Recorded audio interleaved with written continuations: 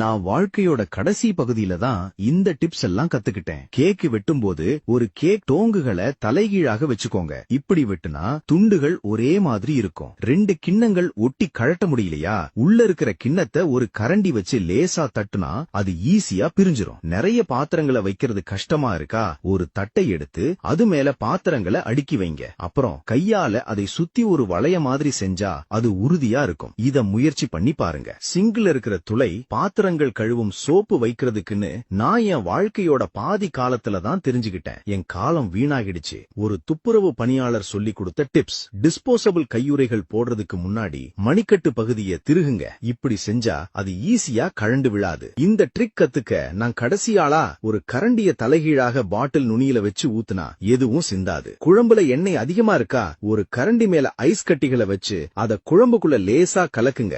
எண்ணெய் எல்லாம் குளிர்ந்து கரண்டியில ஒட்டிக்கும். சாதம் கஞ்சி மாதிரி ஆயிடுச்சா, அது மேல ஒரு பிரெட் துண்ட வச்சு 2 நிமிஷம் சூடு பண்ணுங்க. அந்த பிரெட் எக்ஸ்ட்ராலா இருக்கிற தண்ணிய உறிஞ்சிரும். சூப்ல உப்பு அதிகமாயிடுச்சா, தோல் உரிச்ச உருளைக்கிழங்க போட்டு கொஞ்ச நேரம் கொதிக்க விடுங்க. அது அதிகமா இருக்கிற உப்ப உறிஞ்சிரும். முட்டை ஓட துண்டுகளை எடுக்கிறது கஷ்டமா இருக்கா, ஒரு ட்ரிக் இருக்கு. உங்க விரல தண்ணியில நனைச்சு ஓட்ட தொட்டா அது ஈஸியா வெளியில வந்துரும். வேகமா குளிர்ச்சியாக்கும் முறை. ஒரு ட்ரிங்க்ஸ வேகமா குளிர்ச்சியாக்கணுமா, பாட்டிலுக்கு மேல ஒரு ஈரமான பேப்பர் டவலை சுத்தி அத ஃப்ரிட்ஜ்ல வைங்க. இது வெறுமனே வைப்பதை விட சீக்கிரமா குளிர்ந்துரும். கொசுவர்த்தி சுருளை பிரித்தல். கொசுவர்த்தி சுருளை பிரிக்கும் போது ஈஸியா உடைஞ்சிரும். இந்த ட்ரிக்ஸை யூஸ் பண்ணுங்க. 2 பக்கமும் லேசா பிடிச்சு டேபிள் மேல தட்டி அப்புறம் பிரிச்சா அது சரியா பிரியும். நிறைய பேர் சாக்ஸை இழுத்து பிரிப்பாங்க. ஆனா நல்லா பாருங்க, இதுல ஒரு நீளமான நூல் இருக்கும். அத லேசா இழுத்தா அது ஈஸியா பிரியும். பால் பாட்டில மூடிய கீழே வச்சு ஊத்துனா காத்து உள்ள போக கஷ்டமா இருக்கும். அதனாலதான் சிந்துது. பால் பாட்டில திருப்பி மூடிய மேல வச்சு ஊத்துனா அது மென்மையா வரும். உங்க போன் சத்தம் கம்மியா இருக்கா,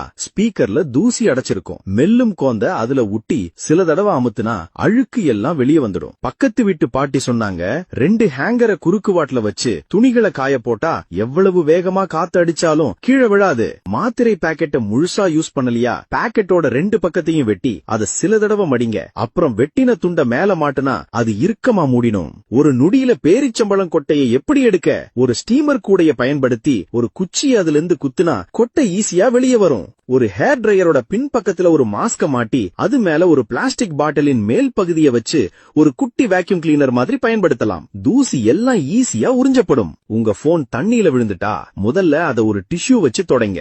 எந்த பட்டனையும் அமுத்தாதீங்க. சார்ஜர் போடாதீங்க. ஹேர் டிரையர் யூஸ் பண்ணாதீங்க. அத ஒரு பாத்திரத்துல அரிசிக்குள்ள வைங்க. அடுத்த நாள் அது வேலை செய்யும். இன்னும் நிறைய பயனுள்ள குறிப்புகளுக்கு என்ன ஃபாலோ